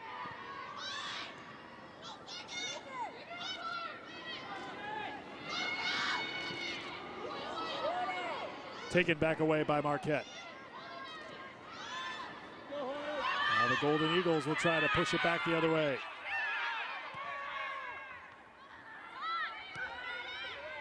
Defended well again. It's Alexis St. Martin, who Shep talked about a moment ago. 12.5 to play.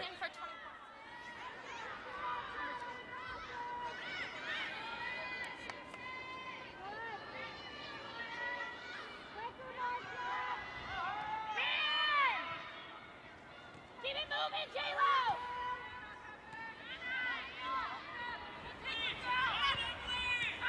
Keep working, Ray! Corbos. Corbos dribbling through traffic and then denied as she tried to take it closer to the goal. Back the other way for Marquette.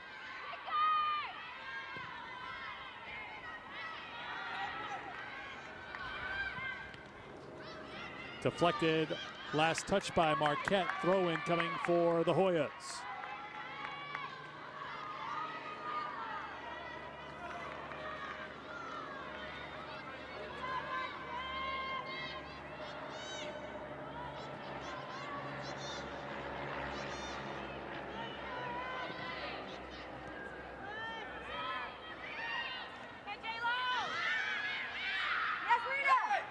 Marina Paul jumped up defensively. Now Menges off her and out of play, and substitutions coming on. A couple of talented offensive players coming back into the game for Marquette. Megan Kelly and Taylor Madigan. Madigan second on the team with 7 goals this season. Kelly with 8 goals, 12 assists on the season. Also checking in for Georgetown, Colleen Din.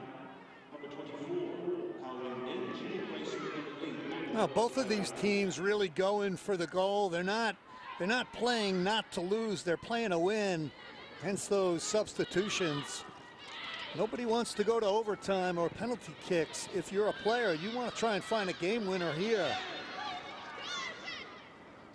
Out wide, the cross is gathered up by Amanda Engel for Marquette. 10 minutes, 20 seconds to go, second half of the Big East Women's Soccer Championship game.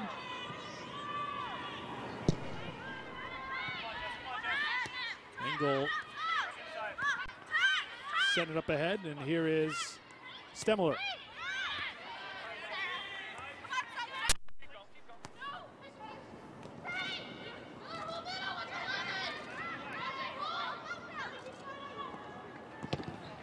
throw in for Marquette. Last touch by Georgetown.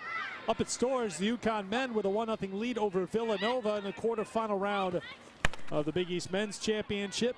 Winner of that game will take on Notre Dame on Friday at Red Bull Arena in New Jersey. Georgetown and Marquette will meet on the men's side. We've got the women playing right here. It'll be Georgetown and Marquette in the other semifinal.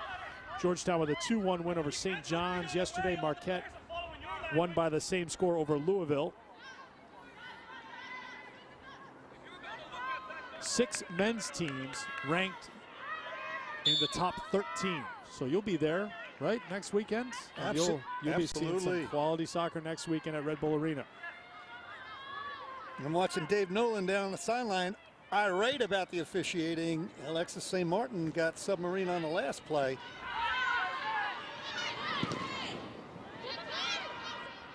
Ball deflected, rolling out of play, throw in for Marquette.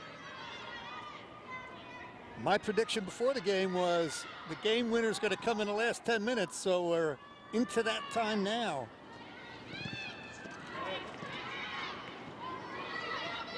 Will it come from Georgetown? They have possession here late in the second half.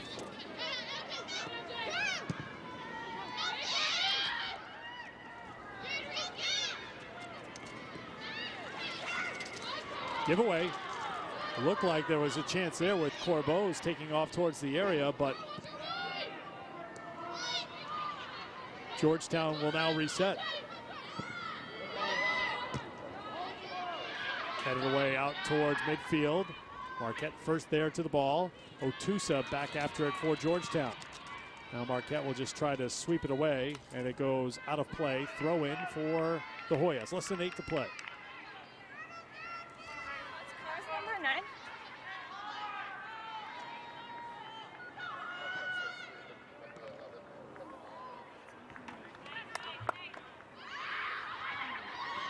Corbeau. Georgetown on the attack, deflected by Marquette and out of play, and a corner kick coming for Georgetown. So maybe an opportunity right here. Well, again, the superb skill of this player, Corbeau's, the no-look pass results in the corner kick. She'll take the in-swinger with the right foot. It's on the way and off target. Substitutions in for Marquette. Checking back in, Vanessa Cordisco and Lisa Philbin.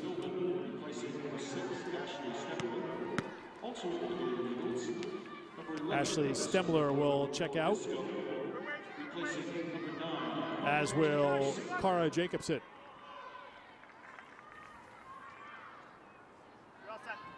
Best scoring chances today have been from Marquette. Emma Newens has done the job in goal for the Hoyas. Just into the game, the fresh legs from Cordisco. Ball will roll all the way out of play for a goal kick.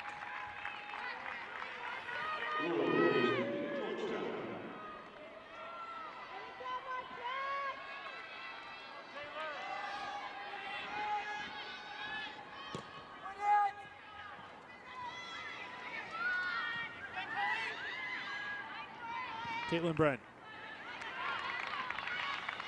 Throw in for the Hoyas. Trying to find Corbeau's quickly.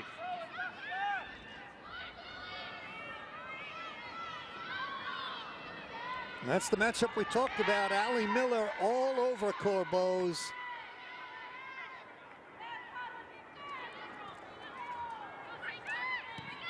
Sent back by Georgetown. Less than 6 minutes to play here in regulation.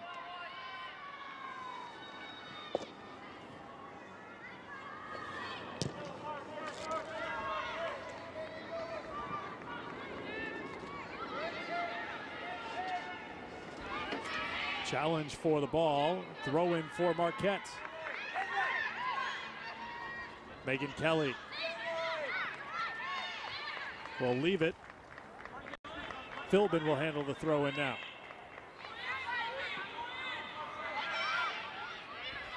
Philbin will send it to Kelly.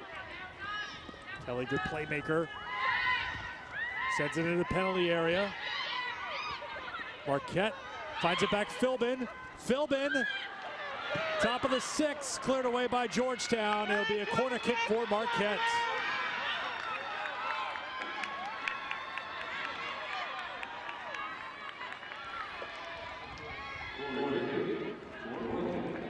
Megan Kelly will head to the flag, and she'll take the corner.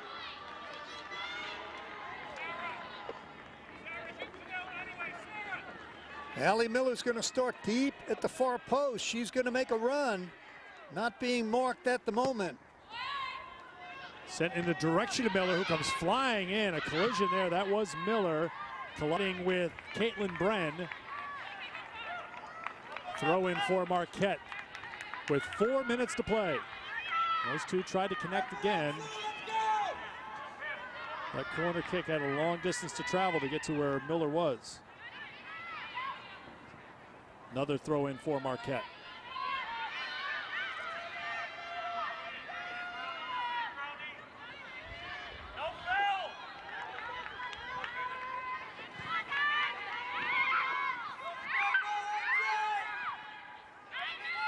Time winding down here in the Big East Championship game. 3.5 minutes to play, scoreless between Marquette and Georgetown. Throw in a little deeper in the Georgetown end for Marquette. The feed to Kelly.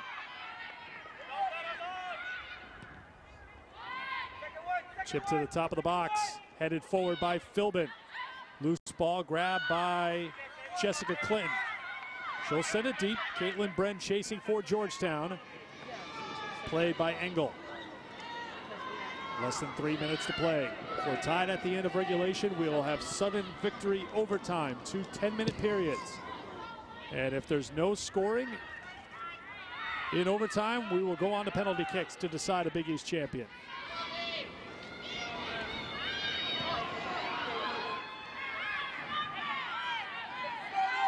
Fed to Rachel Brown.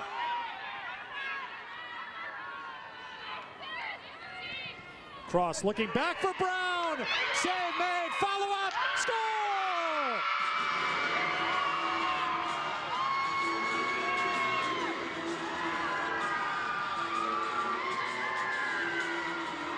Marquette takes the lead in the Big East Championship game with 2:23 to play. Well, we talked about high drama. That ball's played out wide to the right, cut back to the inside. That's a beautiful entry pass. And then at a very acute angle, that ball is slotted home. Desperate time for Georgetown trying to defend. A disconsolate look at Corbeau's. You did good work, sir. The goal scored by Taylor Madigan. We talked about it a moment ago. She came in an offensive threat, and she delivers. There is Madigan, the junior from Dane, Wisconsin, her 8th goal of the season, 3rd team All Big East selection, and it's 1-0 Marquette, less than 2 minutes to play.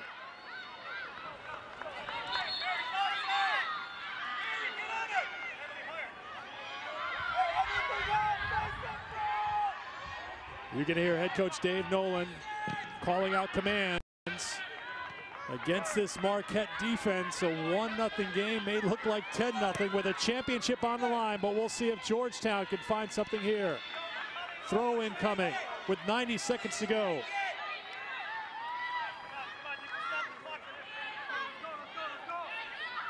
Madigan, the goal. Rachel Sloan, the assist.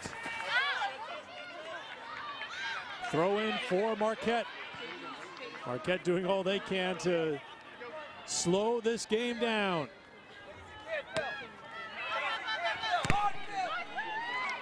Throw in coming for Georgetown. 1 minute to go in the championship game.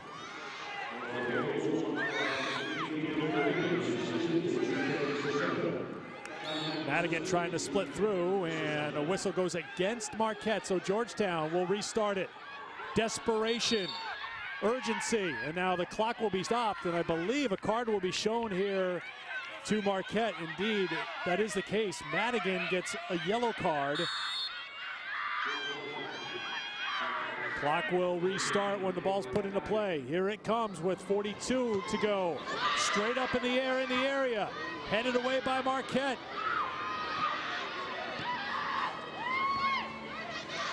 Top of the box, still bouncing around.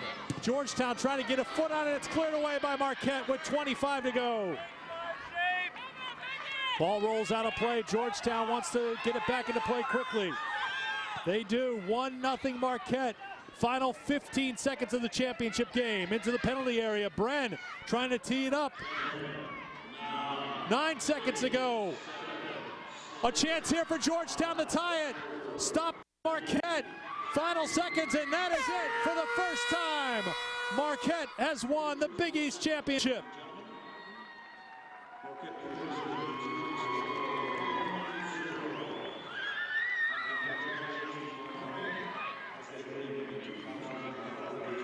Fittingly, in the end, with Georgetown trying to get a shot on goal, Marquette tightened up the defense and didn't allow a shot to happen. Well, really was a great game because the drama built as the game went on, and who's going to step up, who's going to make a play, who's going to change the game. It was Taylor Madigan, and if you're Georgetown, you can hold your head up high. I'm sure they're disconsolate right now, but kudos to Marquette. They made the play when the game was on the line, and they win the Big East Women's Championship. The unbeaten streak is now to 14 games, and number 14 results in a championship. A trophy to Marquette when we come back. 1-0 the final. My feet are killing me. My feet are killing me. My feet are killing me. Introducing Miracle Slippers, the revolutionary anti-fatigue gel slippers that soothe, relieve, and energize your achy feet and body. Look, pressure from walking and standing can cause pain in your feet, knees, and lower back. But Miracle Slippers' True Gel soles act like a shock absorber to help relieve aches and pains. Feel supported and relaxed while you cushion your feet in total comfort. Miracle Slippers take the pressure off your feet and joints. Ordinary slippers are thin and flatten out. But Miracle Slippers' cushy gel insoles support and contour to your feet and never flatten out. Watch, we dropped an egg onto an ordinary slipper and it smashed. Then we dropped an egg onto the Miracle Slippers. It bounced 2 feet high. Amazing. Made of ultra-soft microfiber and durable non-slip rubber soles. Great for indoors and outdoors. And they're even machine washable. They actually feel like you're walking on a cloud. The support inside, it's phenomenal. These are incredible. Oh, where can I buy a pair? Love them. These are fabulous. Your feet are in heaven. Comfort, there's no price on that. The softness, you'll love them. So if your feet are killing you, call now and get Miracle Slippers in your choice of black or tan for just $19.99. You'll also get Miracle Foot Repair Cream free. Use it to help relieve dry, callous feet overnight. But wait, call right now and we'll double the offer free. Just pay separate processing and handling. Miracle Slippers are backed by our lifetime guarantee. If they ever lose support, we'll replace them free. No questions asked. You get it all. 2 pairs of Miracle Slippers and 2 tubes of Miracle Foot Repair Cream, plus the lifetime guarantee. An incredible value, all for only $19.99. So call now. Call 1-800-701-3150 to get your Miracle Slippers with True Gel soles for only $19.99, and we'll double the offer. Just pay additional processing and handling. Call 1-800-701-3150 or visit miracleslippers.com. Call now. Access Sports Network.